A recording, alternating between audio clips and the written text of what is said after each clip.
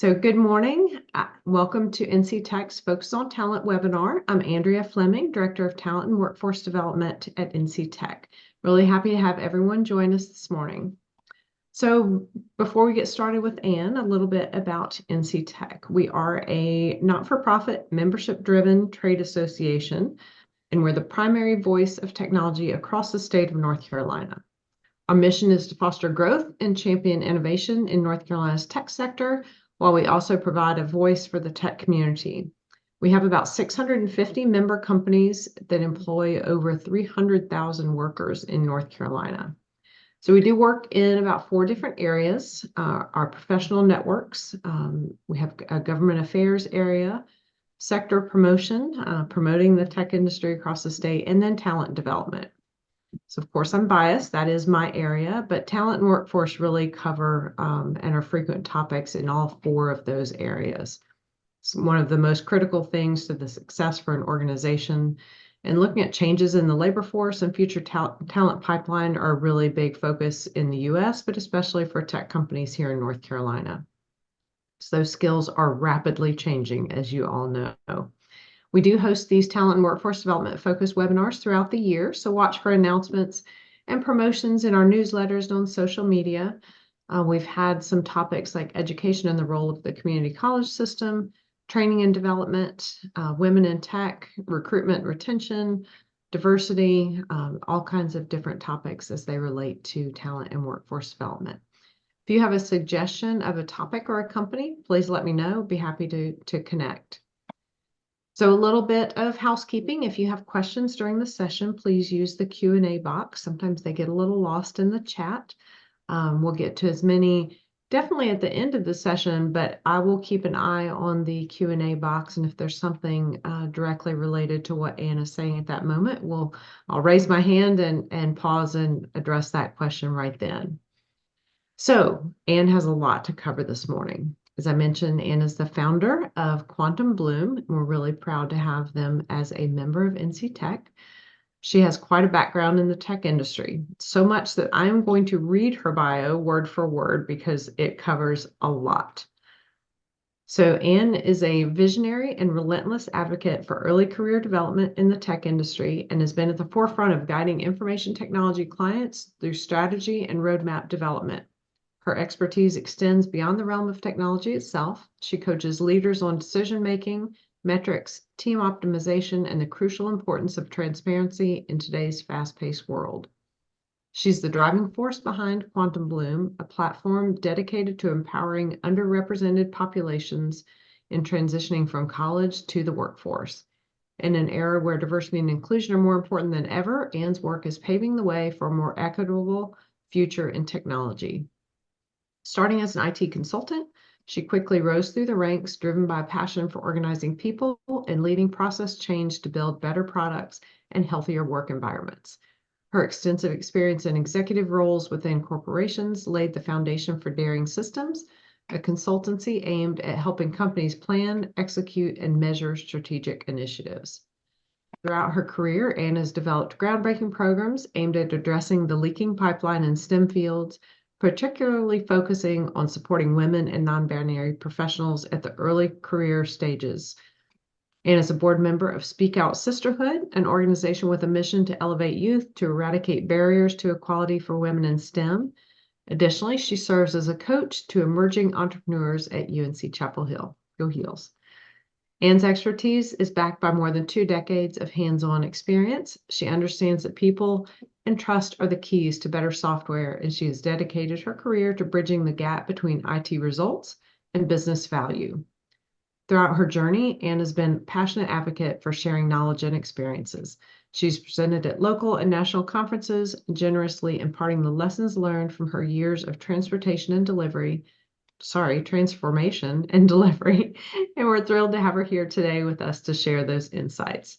I'd say she's well qualified to host our session today. She has a lot to cover, so I will now turn the mic over to Ann. Ann, it's all yours. Oh, good morning, everyone. Thank you, Andrea, for that kind introduction. And I'm so excited to be able to share this talk with you today. This is the first time I have put 2 really disparate concepts together, and created a new talk. So I invite each of you to put questions and comments in the Q&A. Andrea is going to read them as we go along. My preferred style is interactive. So as we go along, I'd like to hear your thoughts. Also, please, I'd love to connect with each one of you. So send me a LinkedIn request. Your feedback is essential to help making this presentation and this talk even more powerful. And let me know what you think what you liked and what you think could make it even better. So as Andrea mentioned, I'm the founder of Quantum Bloom. And together with my co-founder, this week we launched our brand, Quantum Bloom, and it had been launched to lead.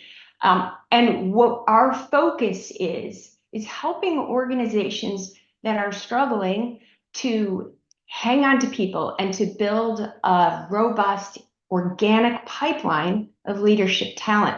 And what's interesting to know is right now, technology jobs are growing 47 times faster than all other jobs. So this is a huge growing market, but we've had a problem with attrition. So what I want to do is introduce the concept of shift left, and that it's not just for engineering anymore. But in order to do that, I have to make sure everybody knows what shift left is. And I also couldn't be here with you without, telling some stories. So when I was in college, I had 3 majors. Didn't know what I wanted to do. It didn't matter because my job was to work hard, get good grades, and graduate. And I was the 4th kid in a family of 5 stair-step children. So by the time my parents got to me, I was on my own to pay for college.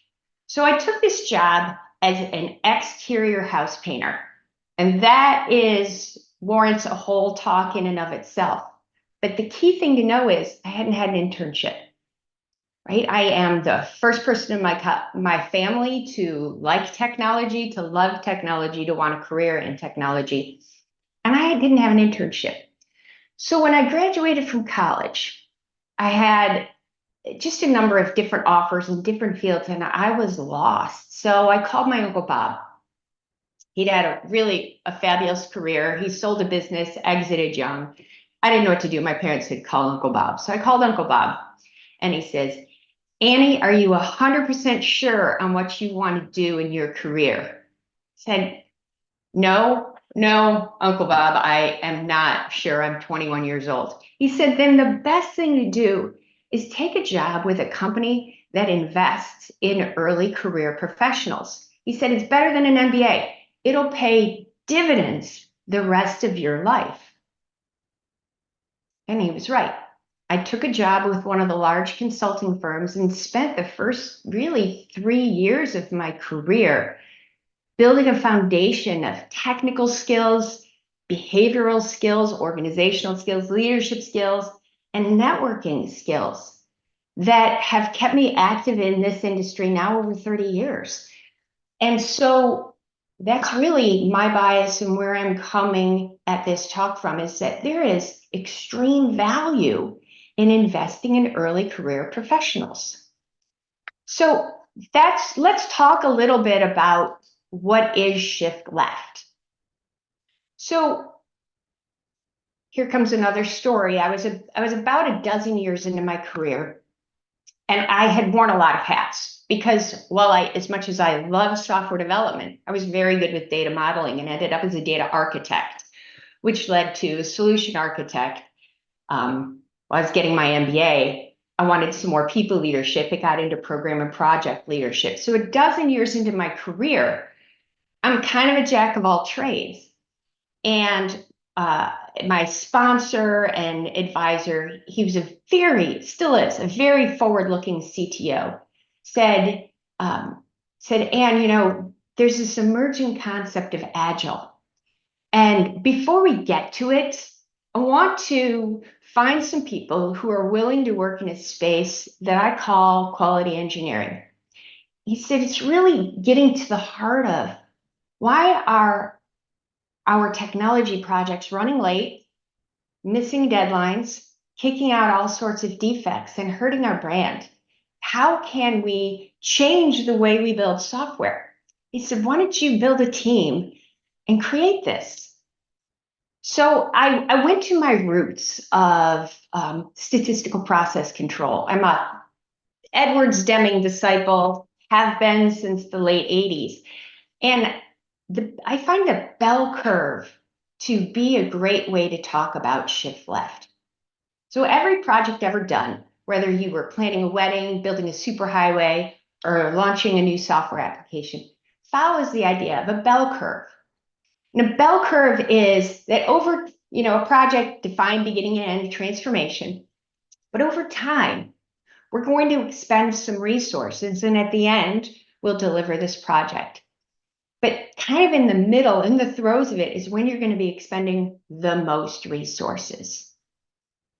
Back when I started working quality before Agile had taken off, we used this thing called the SDLC, and it was the waterfall SDLC. And I know it's upsetting to a lot of people, but honestly, we had this process where we'd initiate, this is what I think we need to do. We'd scope it. This is what's in, this is what's out. And design it, this is how it's going to work. Build it, and then we had a phase called test. If you were on the test team, you were the least popular people in the whole organization, because what your job was to say no. You forgot this. This isn't working. What about that? That doesn't look right. But there's a big problem you can see with the way we were doing this. And that is when test is after you've already peaked on your spend, it's too late. It's too late to find, or if you find something, it's too late to fix it. Think of it like building a house. You have a plan, you write a blueprint, you design it, you dig a hole, you lay the foundation, you throw up walls, you run wiring. And then you walk in your final walkthrough and you're like, yeah, that's not where I wanted the front door. I want it over there.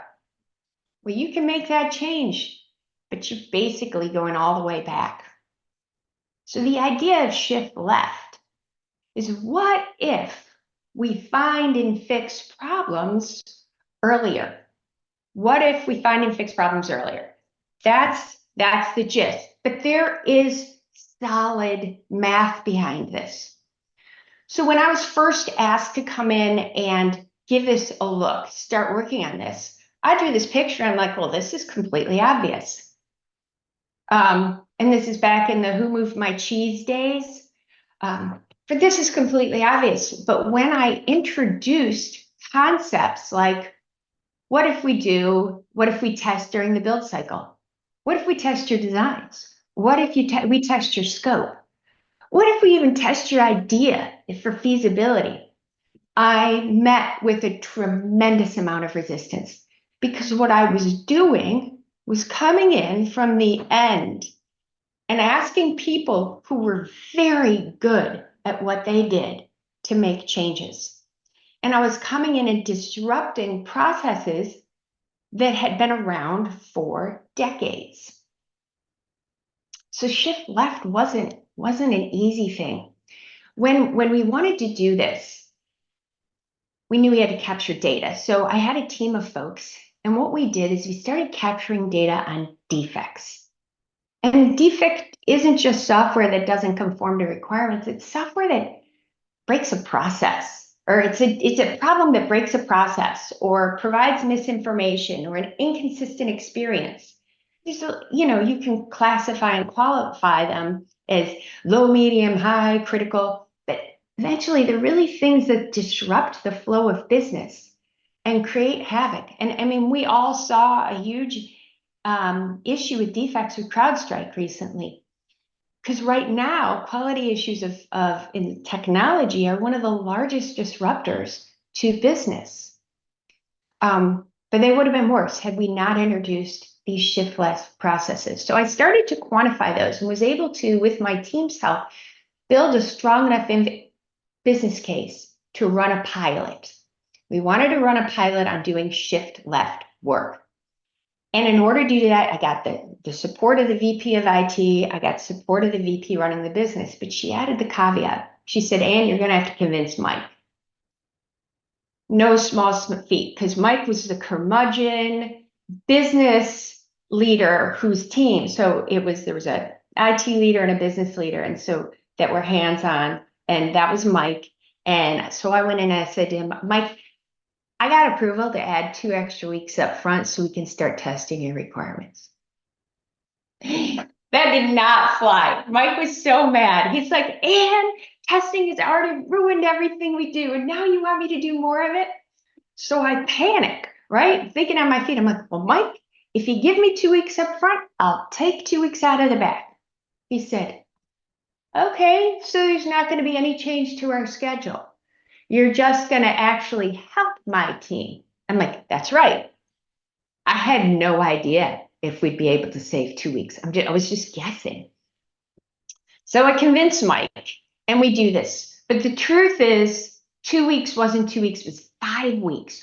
We found hundreds of defects, hundreds of issues with the business case, with the architectural design, with the downstream implications. What we started to do was ask questions about our requirements and ask questions about our design. It took about 5 weeks, but something magical happened in that 5 weeks, is that all these things that we had been dealing with in a reactive mode, all of a sudden we were dealing with them in a planful mode.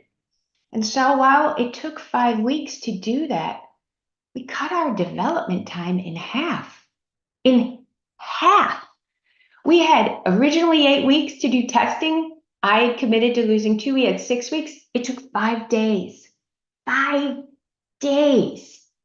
And then this release went into production like nothing we'd ever seen. We had failed at this project twice before. But when we did shift left, something magical happened. We had better outcomes.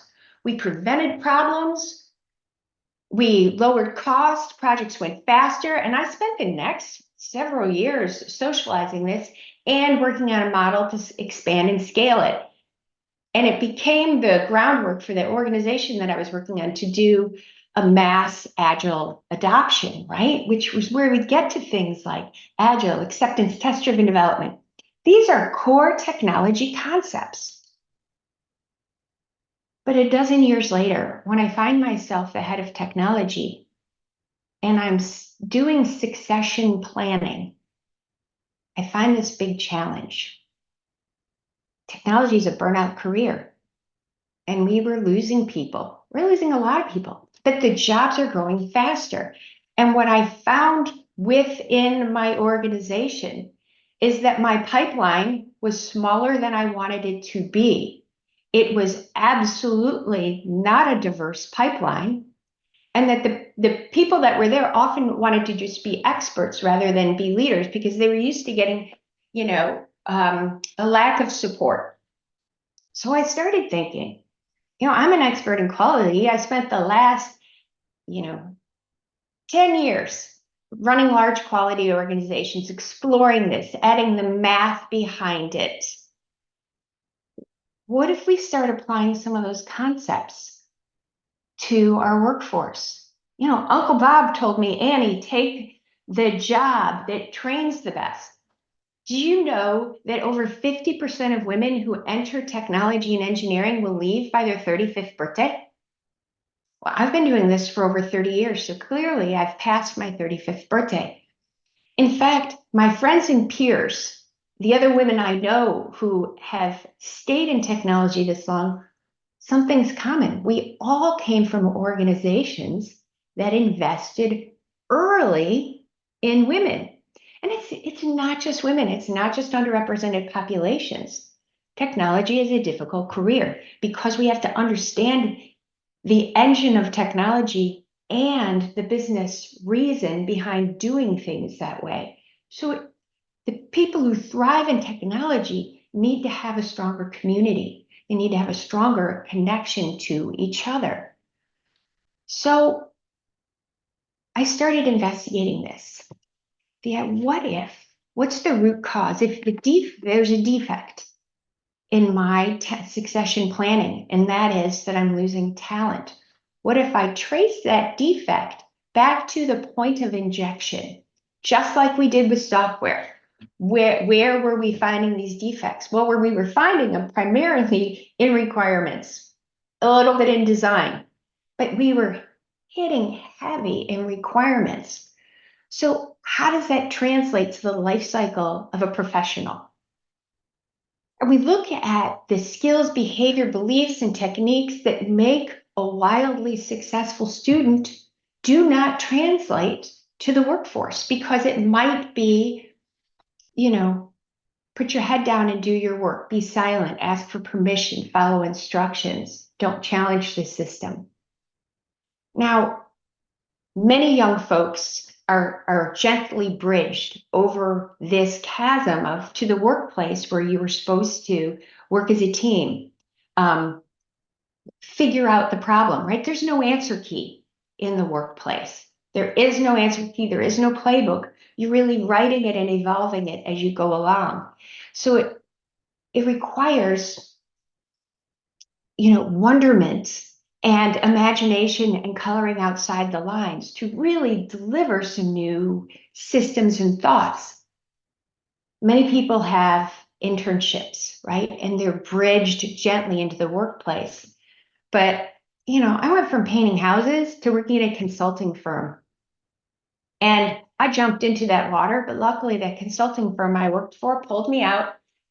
And I did a talk at Higher Ed Web this year, and I told them how I showed up at my first job on my first day and had no idea why I was there. It's, hit me up on LinkedIn, and I'm happy to hop on a Zoom and exchange first day of work stories with you. But, right, somebody pulled me from those raging waters in the chasm from the educational system. But if you think about it, this is such a critical point of inflection in a person's life. So what if we take these concepts and we apply them to the workplace? There are companies that are doing it already. There are companies like the consulting firm I joined, Goldman Sachs has a whole institute, Honeywell. There are dozens of large organizations that do rotational programs, peer advisory, and investment in early career. And you know what they have? 34% higher retention, right? Companies that invest early career hang on to their people because it changes the way you feel about your work, about yourself, about your relationships, about your responsibility. In addition, those people stay in the industry. When people leave technology and engineering, they don't quit the workforce. They move to other domains. But people who have early career investment stay invested.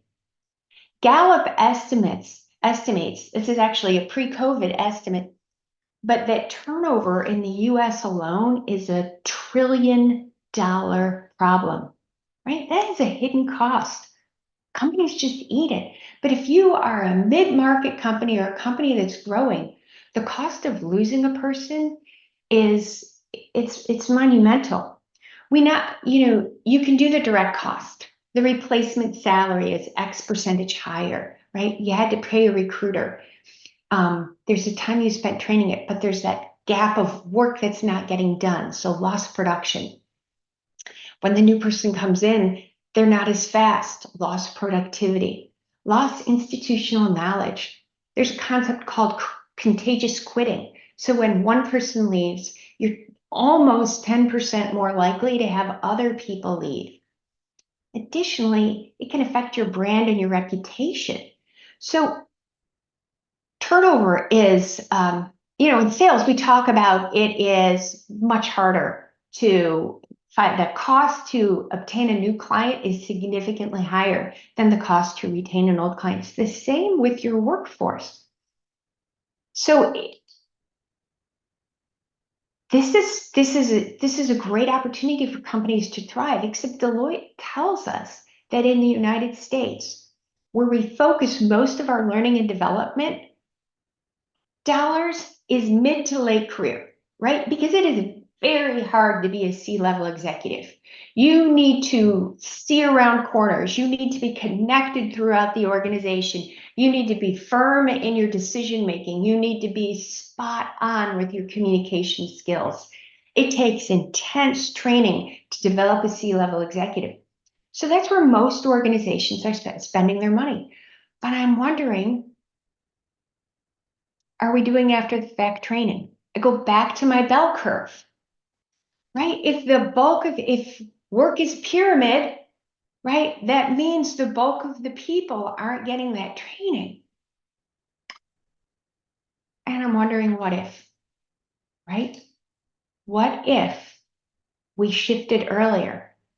So I decided, well, why don't I just map out a career across the timeline, right? What does it look like as we go through a career? In the first year, we're just finding our footing, finding ourselves.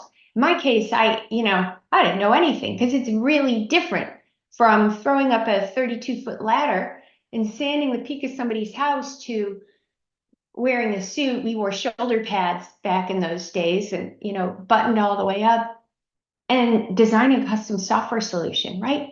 I had to find myself. So year one, that's a huge point of inflection. By the end of year one, you know who you are. You get to year two, maybe year 2 to 5, you're figuring out what you like. You're making friends. You're figuring, you studied this, but you're kind of gravitating to that and you get good at it. You get a little farther. Next thing you do, maybe you're promoted to be the lead person in your area, or maybe you get into management, right? You're starting to get out there and connect and meet other people, right? Your career is rooted, right? This is where I was when I was invited to start looking at a new domain. And yes, because I was rooted in technology and a process. But then you become a senior expert in that, or even a senior manager, and you begin to cast a shadow, right? We hit the senior level, and the shadow means that choices, actions, behaviors, directions that you go have ripple effects that you can't see. You get to director or senior consultant who's an expert in something, and your ripple effects are even bigger. You might be representing your organization at conferences. You might be writing white papers. You might be on customer advisory boards. There is a ripple effect of how you show up. By the time you're a vice president, a senior vice president, you have fiscal responsibility, strategic responsibility, and there are people who are counting on you to make good choices because you're creating that space where they can come in and do their best work. And you are supporting these C-level executives. And this is why, whoops, how did I miss that? I hit my cursor. There we go. This is why the bulk of learning and development dollars are invested in the point where you begin to cast the shadow, right? Because you want your shadow to be favorable, right? It's the things you can't see that are outcomes. So we really invest in those people. I think we're missing the point though. I think we're training after the fact because last year, a LinkedIn economist did a study and found that 20% of the women who enter technology careers leave by the end of their first year. 20%. The Leading Group has done a study, and for every 100 men who get a management job in technology, only 52 women did. 52. So 2/3 of the leadership roles are going to men. This is the point where the pipeline drops off. If we wait, even, somebody 4 to 5 years in their career, it could be 3 to 4 times their salary to replace them, right? Turnover is expensive. There's so many costs that go with this. And if you are a company that's monitoring your bottom line, you're preparing for another round of funding, you're going for growth, you're entering a new market, can you afford to lose key people with institutional knowledge and create, disruption in your team? And as these people are expanding their networks beyond your 4 walls, right, they're affecting your brand. Oh, don't go there. So-and-so just left. That's not a friendly culture. So there is significant cost. And I think if we spend a little bit of training up front, we can maybe distribute these dollars and we will have less remedial training, after the fact coaching, that we will actually be building stronger, more balanced leaders when we get to the senior level and beyond.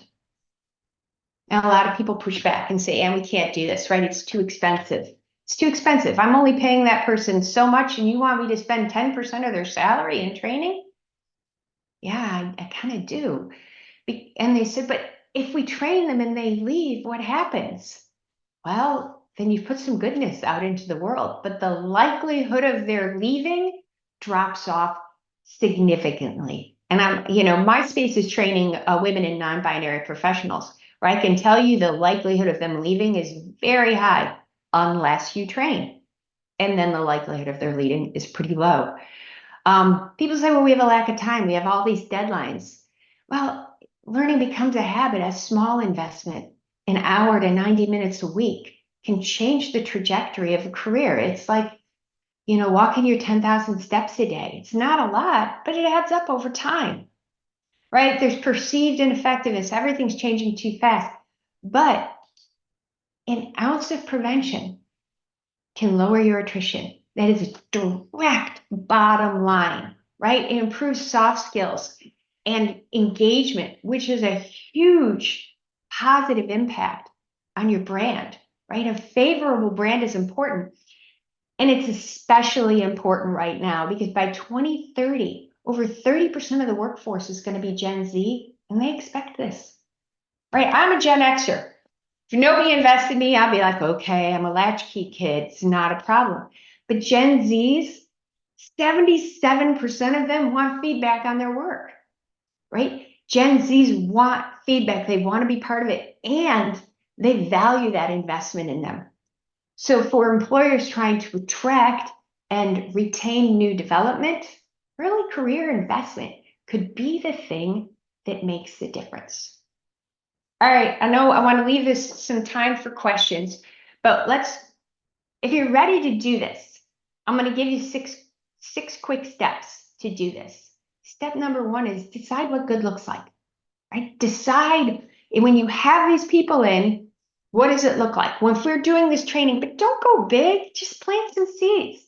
Decide what it looks like, capture a baseline. How many people do we have right now? How many do we want? What does our turnover look like? What do we want it to look like? Play in that space. Whoops, wrong way. Then experiment with a program, right? Try some peer advisory, try rotations, find a partner. My organization, there's a dozen organizations out there that work in a specialty space. Don't go it alone. Don't build the program yourself. Just lease one for a year or two. See if it works out. Experiment with something and ask for feedback. Measure. Are we having better retention? Is our brand improving? Is it easier to recruit? And celebrate your progress, celebrate your learning, because all the learning might not be great, but it's all worth celebrating. So, Andrea, if you want to open it up and we can hit some questions. Sure. We don't have any questions in the Q&A box. We have a group. I've got the participant window open. If anyone has a question they would like to unmute and ask, please raise your hand and I can unmute you. Just a couple of comments from my side. I talk with companies all the time about their talent pipelines. And so much of this resonates with exactly what I talk to companies about. Those Gen Z stats are so critical, and now is the time for companies to really start implementing these different methodologies to engage that workforce. You saw the stats. They expect it. It's not optional for that group. And the starting small. I guess I will start with one question. You can start small. It doesn't have to be completely revamping your training program. And can you talk a little bit about how that what that would look like to start small? Oh, sure. Here, let me stop my share. There was just information on how to connect with me, but there's there's three things that I come up with starting small. The first thing to do is find mentors. Find a handful of people in your organization, maybe mid-managers, who are interested in being mentors, 2 or 3, and introduce them to your new hires and make them available. Doesn't have to be big. Start small with that. The next thing I would do really is grab some measures. What is your turnover looking like? When are people leaving? There's a company I've been talking to recently, and they're finding their drop off is at year 4. So run some surveys. Find out why is drop off. Have some focus groups. Find out. But the cool thing is they knew when their drop off was. That's why we were a good fit for them. And then the last thing I'd say is there's no shame. There's no shame. There's no blame. These are new ideas. So look at the data objectively and decide if that's good or if you want it to be something else, right? So that's how it's really about, there's a lightweight programs, find a couple partners, but mostly measure it. See if it's working. We do have one question. Samantha, I have unmuted you. Hi, can you hear me? Yes. Um, I have so many more than one question, but I guess I'll pick one. For a smaller organization, I mean, we're looking at turnover, but it's really easy to write those things off as one-offs. We're talking like around 100 people. And so I'm trying to figure out what data we can be collecting in advance so that we can know after the fact whether it worked. Because everybody has an individual story for turnover. And you do an exit interview and nobody says, well, really, the culture was kind of awful. They say all the nice things so that they can maintain the relationship. And so I'm looking at trying to find other data that we can capture and know that that's our metric for success. What would you recommend that we be looking at? I like engagement surveys. Take a pulse of, they don't even have to be a big, robust engagement. Just take a pulse check in your organization. You can do a quarterly 2 to 3 questions, especially if you've got an organization of 100 people. You have a third party administer it, so it's completely anonymous, and you just get the rolled up data coming back, and you feed it back to your team. Like, hey, this is what we found. Is it right? Those pulse checks, they can be super lightweight, but they help you figure out what programming you need. That's one way of capturing data. The next thing I would do, especially if you're in HR, talent management, start doing your succession planning. A lot of companies, bigger companies, might use a 9-box, but you don't have to be a big company to use a 9-box. It basically tells you, are you have people who are going up in this skill, like specialty in their area, or expanding, moving to the right, they can take on new things, and just get a pulse.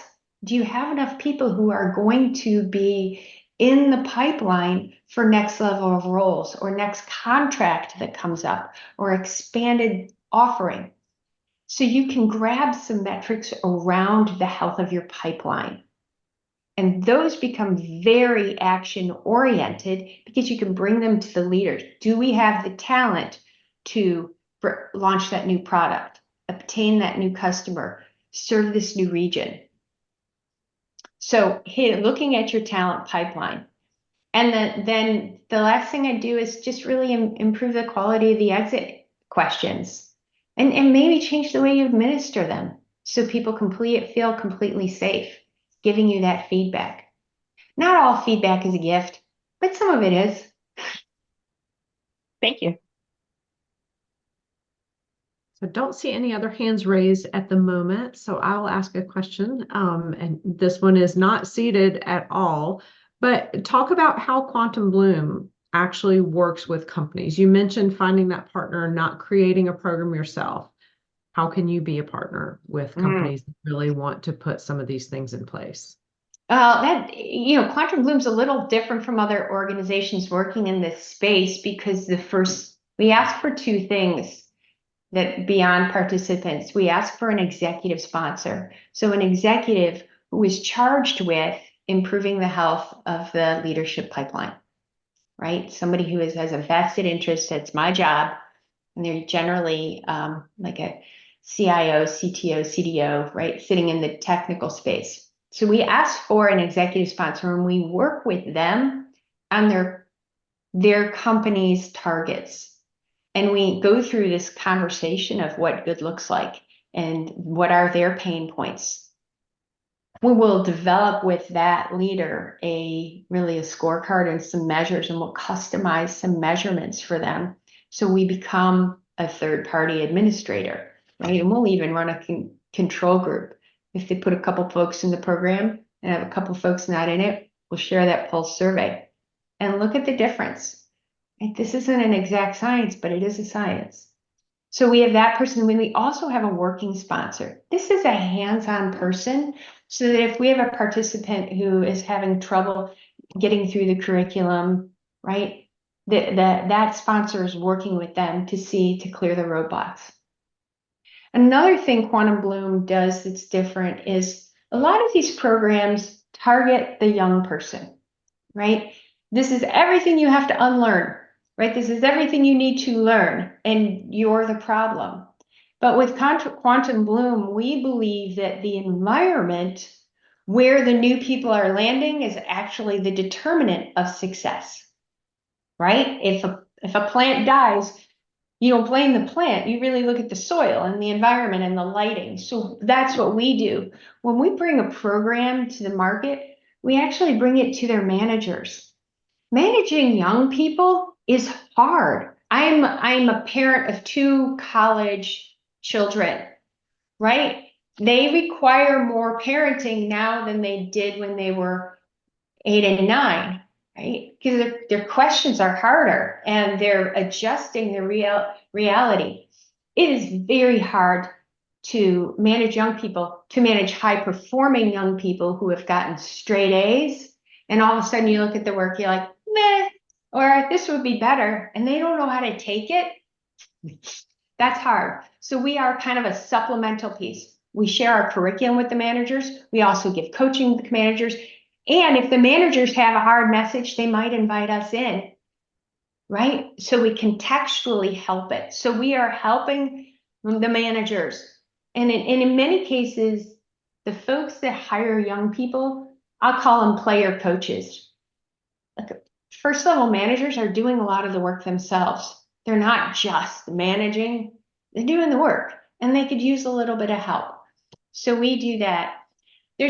We also believe, and this is one thing that is very different about Quantum Bloom from other companies, and why I like it better than employer-led programs, is our definition of belonging extends beyond the 4 walls of your organization.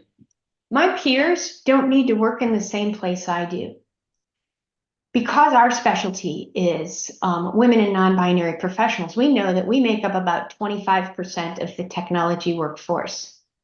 And employers, let's say you're a mid-market employer, that's a number you can't fight that. If 2/3 of the candidates are male, you can't change that ratio internally. But what we can do is extend the definition of belonging. If you are in a launch to lead cohort made up of 6 different organizations, then your belonging is those 5 other organizations count. They count. And all of a sudden, women don't feel like they're, underrepresented. And this can really apply to any community, right? You feel more connected when you know that connection extends outside your walls.